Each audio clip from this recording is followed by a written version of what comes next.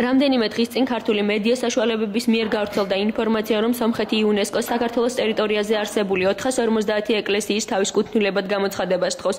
ტელეკომპანია რუსთავი 2, იმედი, ინფო 9, პირველი არხი, ლიბერალი ექსპრეს ნიუსი, ნიუპოსტი და ასე შემდეგ.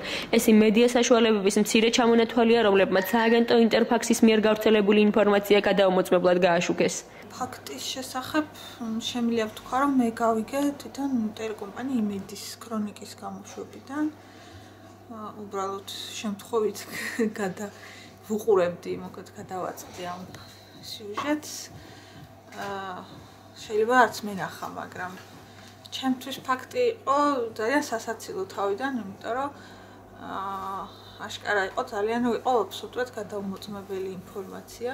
ამდენივე დღესაც ლიბერალის ვებგვერდზე გამოხდა მასალა, რომელიც იყო ინტერფაქსის მიერ გავრცელებული ინფორმაციაზე დაკავებული. ინტერფაქსი არის ყველაზე დიდი რუსულენოვანი მედია, ამიტომ მას გარდა მის ციტირებას ახდენს ძალიან ავტორიტეტული დასავლური მედიაც.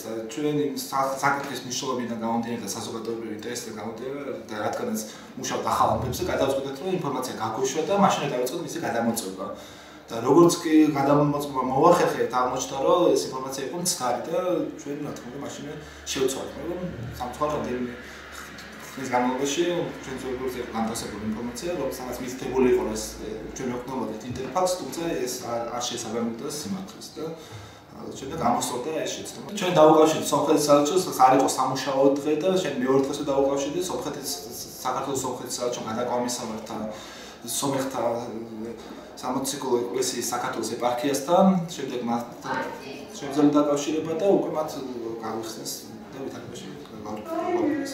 ქართული მედია საშუალებების მიერ დეზინფორმაციის შემცველი რუსული წყაროების დამოწმება ჩვენს მედია სივრცეში ახალი მოვლენა არ გახყავთ.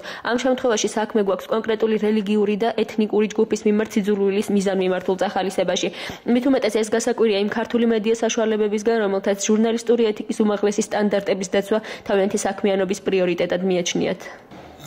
მე ვფიქრობ, რომ ეს ინფორმაცია არ იყო საზოგადოებას, არ იმოქმედებდა არავითარ შემთხვევაში დადებითად და უნდა ყოფილიყო მის გაცნობიერება, რა უარყოფით შედეგს გამოიღებდა ეს ინფორმაცია, მაგრამ თუ ეს სწორი ფაქტი იქნებოდა, მის დამალავსაც არ შევეცდებოდით და ამიტომ ალბათ არ იყო ჩვენ მხრიდან გათვალისწინებული, რომ ეს ინფორმაცია ძალიან დიდი პროცენტით იქნებოდა დაუზუსტებელი და ალბათ ამიტომ გაიპარა რა დაუშვით ეს შეცდომა.